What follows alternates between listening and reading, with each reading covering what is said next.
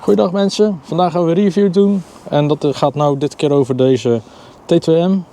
Dus de Pirate, de Basher.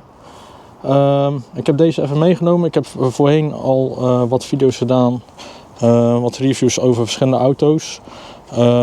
Maar dan had ik niet echt laten zien hoe ze rijden. En dat wil ik dit keer wel doen. Het is nou beter weer, het is nou droog. Dus ja, ik zal eerst even de auto laten zien en dan gaan we even een stukje mee rijden. Ik heb ook het meetapparatuur bij, dus we kunnen ook gelijk kijken hoe hard hij rijdt. En wat de opties zijn met de zender. Zoals jullie misschien ook horen, ik heb een nieuwe microfoon. Eentje van DJI nou. Dus hopelijk is het nou ook niet meer onduidelijk. En dan kunnen jullie mij goed horen. Dus het is voor mij ook een beetje uitzoeken hoe alles moet. Dus ik heb de instellingen ook nog een beetje standaard gehouden. Ik heb nou zo'n een vosje erop zitten, noem ik het maar. Om de wind een beetje tegen te houden, want er staat af en toe wel wind. Dus ik was bang dat er ook een waas kwam door de wind. Maar goed, we zullen eens even naar de auto kijken. Hier hebben we hem dan, de T2M, de Pirate, de Basher. Als je hem zo voor de eerste keer ziet, dan lijkt hij heel erg op de Traxxas Sledge.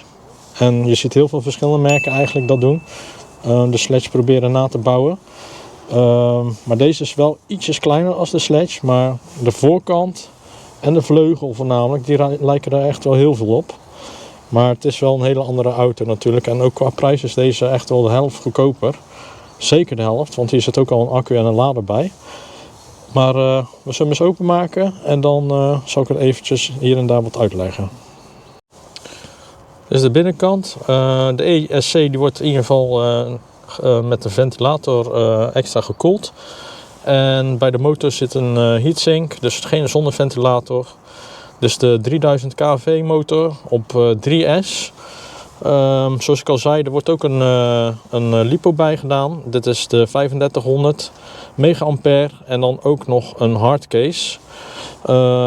Er wordt ook een lader bijgeleverd. Alleen de lader zelf, daar ben ik niet echt zo heel erg over te spreken. Tenminste, niet heel erg. Je kunt gewoon laden, maar je bent wel even bezig.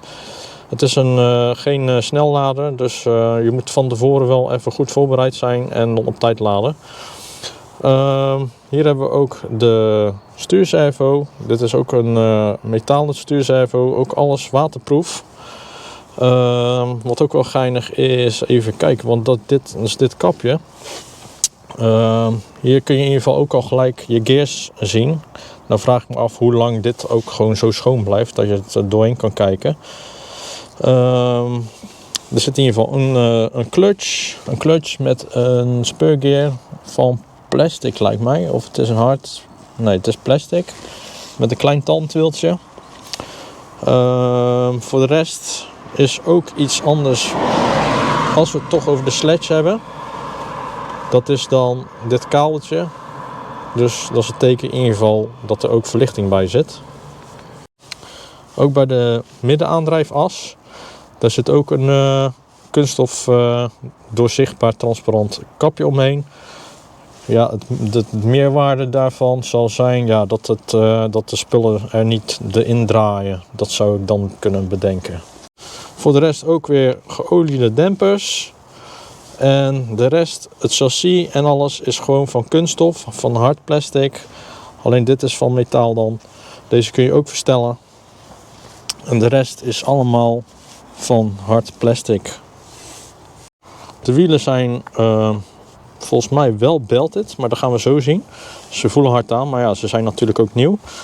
Dus dan, als ze zo meteen opblazen, dan weten we dat in ieder geval zeker. De zender die kun je ook helemaal verstellen. Als je deze aanzet, dat is ook wel geinig. Kijk, zo gaat hij in ieder geval aan. Je kunt de snelheid in ieder geval aanpassen.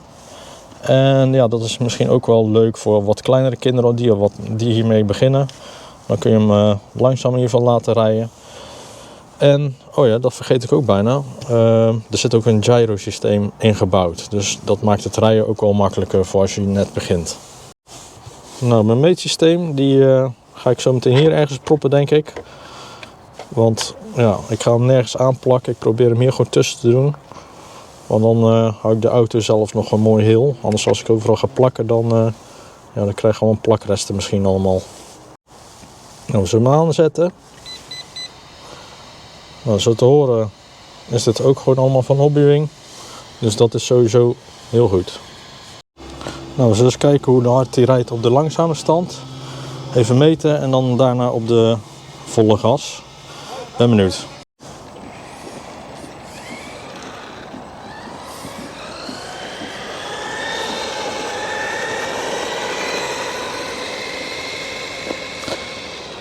Nou, dit is de langzame stand, dus echt langzaam.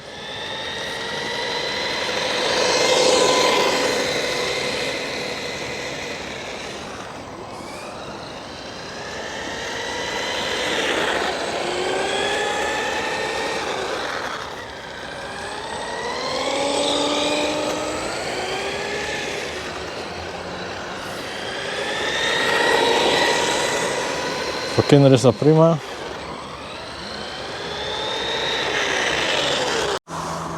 Nou, 20 km per uur. Dat is hard zat voor iemand die net begint. Nou, ik heb hem nou op zijn allerhardst gezet. Ik probeer hem nou zo te filmen in plaats van op mijn hoofd, omdat ik nou... ik heb nou een heel toestel op mijn camera zitten, dus ik denk dat mijn hoofd dan al helemaal verzwikt. Nou, nieuwe meting.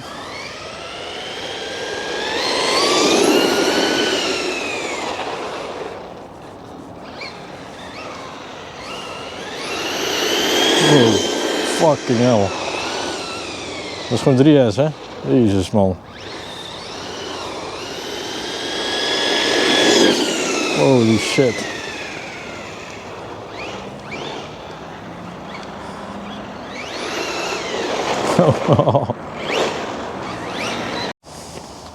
Nou, meting.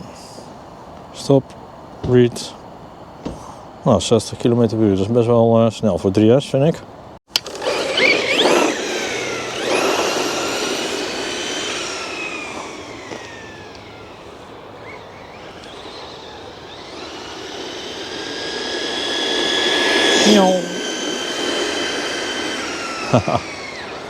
Mooi hoor. Komt hij weer.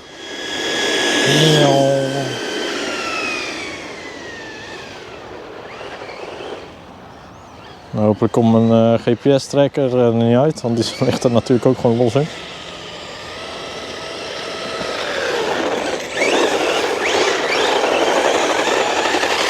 Hop, hop, hop, hop, hop, hop.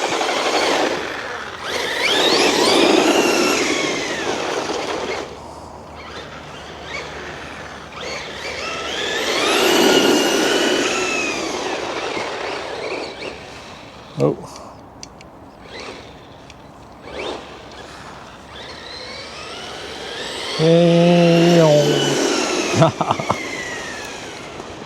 Nou, het geluid maakt hij zelf wel. Ik hoef het niet per se zelf te doen natuurlijk.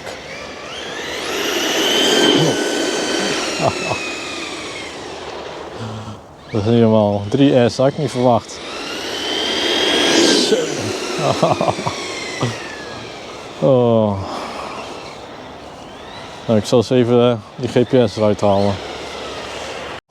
Nou, ik zat te zoeken waar nou de lampjes aan deed. Maar dat was natuurlijk hier zo. Kijk. Kun je gewoon meer zender in ieder geval aan en uitzetten. Dat is in ieder geval ook al ideaal.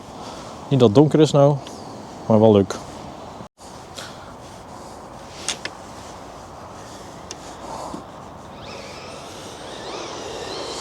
Daar gaan we. Oh.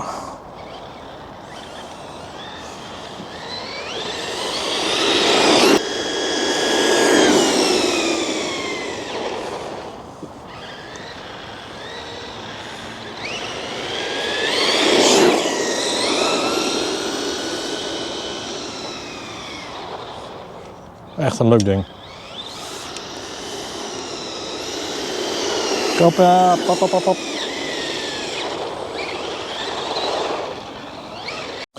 Nou, kijken of hij een beetje donuts kan doen. Oh, nee.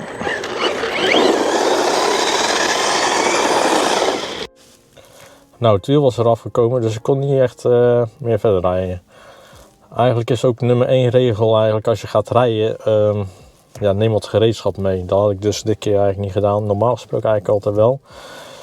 Maar ik was eigenlijk niet vanuit gegaan dat die eraf zou vallen. Maar eigenlijk is dat ook heel vaak. Eigenlijk als je een RC-auto uit de doos haalt, dan moet je het altijd eventjes nachecken. En eventjes een keer vastdraaien. Desnoods haal je ze er even af en doe je een beetje blauwe Loctite erop. En dan, ja, dan kunnen ze sowieso er niet afvallen. Ik raakte hier trouwens ook nog aan de praat met iemand die mij herkende. En dat was eigenlijk wel grappig, want ja, hij had mij ook hier ook al een paar keer zien rijden. En ja, die was echt super enthousiast. Dat was wel grappig eigenlijk, over de XO1. Ik heb daar ook nieuwe spullen in ieder geval voor. Een nieuwe speurgear. Normaal gesproken gaan die maar van Traxxas tot 47. Ik heb hem nou eentje gevonden van 44 tans. Dus ik ben benieuwd of we dan nog sneller kunnen gaan. Maar dat is eigenlijk pas als het wat beter weer gaat worden. Ik ga hem binnenkort erop zetten en even een onderhoudsbeurtje geven. En ja, dat zal ik jullie ook dan nog wel in meenemen. Maar onderhoudsbeurtje is ook wel hard nodig bij de XO1. Heb jij toevallig trouwens ook interesse nou in deze T2M Pirate Basher?